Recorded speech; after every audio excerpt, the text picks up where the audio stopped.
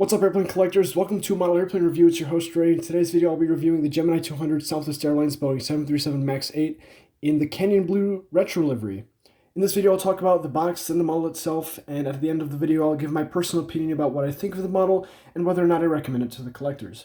Before we start, I'd like to make a little announcement. You guys might be wondering why I'm posting this even though I just moved out to college. Well, I decided to come home for the Labor Day weekend. It's a long weekend for us here in the United States, so I figured might as well come back home, review some models, and take it easy. Well, that's, I think, enough to be said, so let's get this party started. Here we go. So starting off with the box is your standard issue Gemini 200 narrow body box at 23 centimeters lengthwise and height-wise, and 8 centimeters wide. An interesting thing that Gemini has done with their Gemini 200 boxes, or these boxes specifically recently, is instead of using a brad fastener to secure the flap over the rest of the box, they've recently switched to a magnetic system. So there's a magnet here and a magnet in here, up here, and it just shuts like that. And it's a pretty tight fit, so that's definitely a welcome addition. It makes storing these things a little bit easier. Instead of having a little pin here, it's just a flat surface. I'll show you around the box now. So here's the front. Bottom, right side, top, left side, and the back side. Take a moment to read this if you'd like to, and if you can.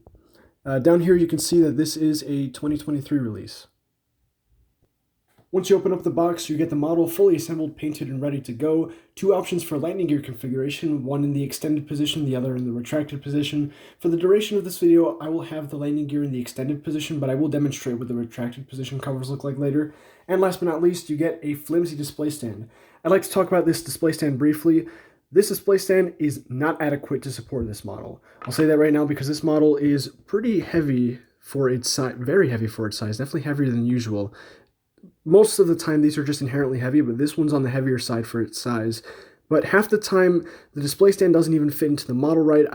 That's definitely not going to fit very well. And these stands are very flimsy. As you can see, this is made out of plastic here. It's not going to support the weight. So if you want to get a display stand for this model, or if you want to display this on a display stand, get a separate display stand. Do not use the included stand, otherwise you run a very high risk of having the model fall and suffering irreparable damage.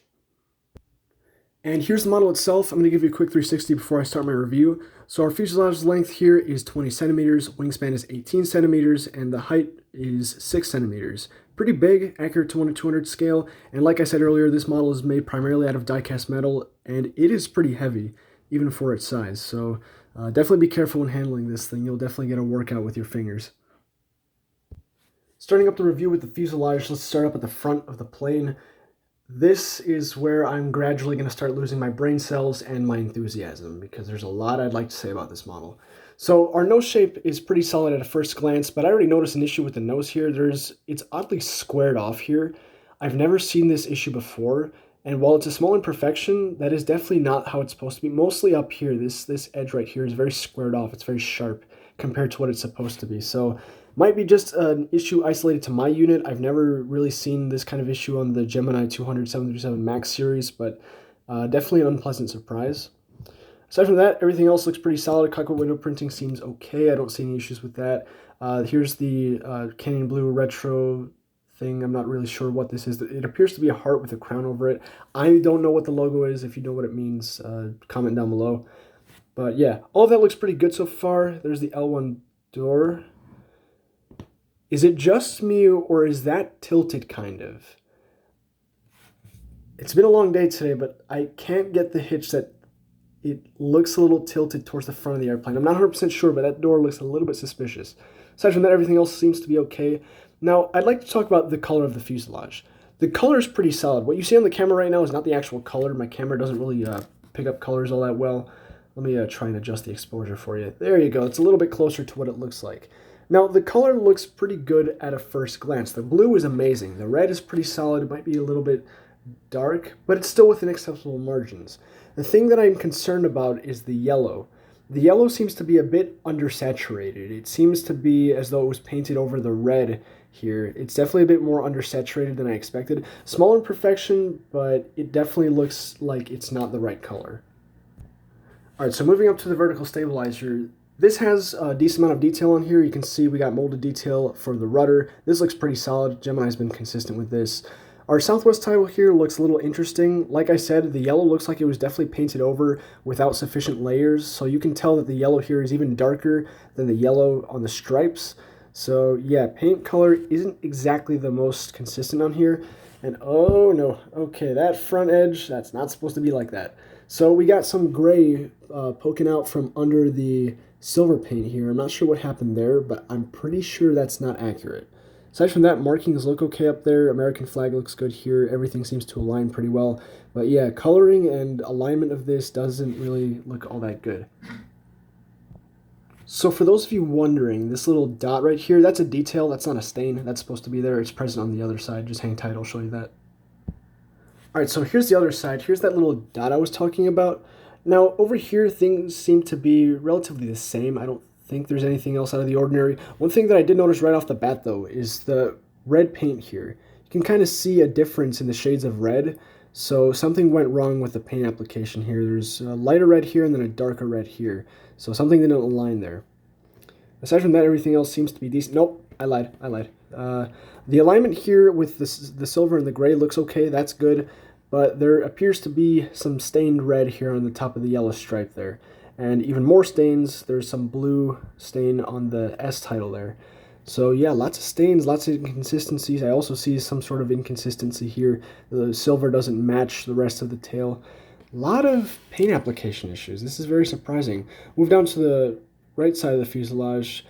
I pointed out the issue earlier, but everything else seems to be in check. I don't see anything else that's wrong necessarily. So I won't complain here, and I'm glad I don't have to. Yeah, there's that finicky nose shape there. Looks a little bit better from this side. Might just be an optical illusion or something, or just something weird with the angle. Well, that was a great start. Now let's go over the wings. The wings are pretty nicely detailed. I don't see any issues here. We got molded detail with the control surfaces. All of that is clearly defined, looks good. Printed detail looks good. Painted detail, that is more for the winglets. And of course we have our silver leading edge slats. All of that looks pretty good. So the wings are solid, and even the fairings on the back, those are painted red. That's accurate. Very nice. Now our scimitar tips, let's see how these are. These look pretty solid. Shape looks good. Edges are defined, which is nice. And we've got alignment issues. All right, so here you can kind of see how the colors here, from the white here, they angle upwards. There you can kind of see how the things don't align all that well. I know that's a hard part to work with, but it could have been done better, honestly. At least we can see the Southwest.com titles. Those look pretty solid. Here's the inside of the winglet, or the split scimitar. Alignment is a little bit better on this side, but there is a few small imperfections there. So let's actually inspect the right side. I'm kind of curious.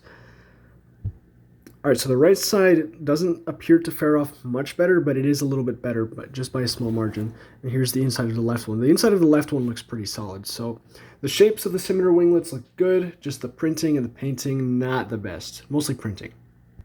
Here's the underside of the wing. Thankfully, there's nothing to complain about here. So this looks pretty good. There's no printed detail down here, though. There's not that much to look at either. So one thing that I did notice as well, here it is. The wing seams. Take a look at that. So the gap there seems to be a little bit large, very little though, not too excessively large, but it seems to be bigger than what I'm used to seeing.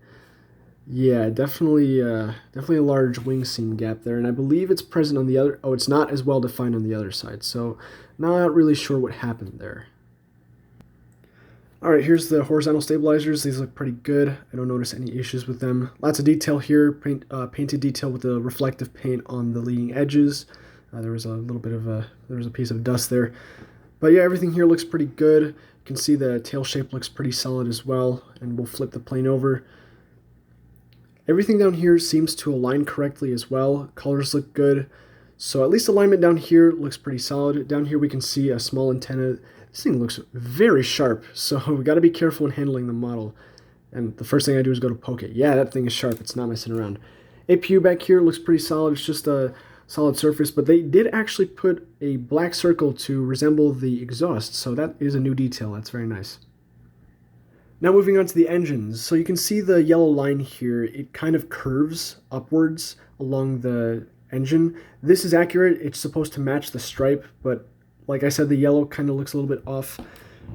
Now, the engines in this model are pretty solid. I don't notice anything necessarily wrong with them. I do notice that the exhaust nozzles appear to be pointed a little bit downwards. I know for a fact the engines themselves, no, not the cowling, but just the engine itself is straight, but that exhaust nozzle appears to be pointing down a little bit, so I'm not really sure what happened there. And so the fan blades, there is no spinner spiral details on there, but they do spin. They do spin. They are a little bit stiff, and there appears to be a little bit of a stain on the spinner spiral on mine. Or just the spinner, not the spiral, because there is no spiral. But yeah, they do spin, so that is a nice touch. The shape of the engines themselves seems to be pretty good as well. Here's the one on the right side. This one looks pretty good too. There appears to also be a little bit of a stain on there.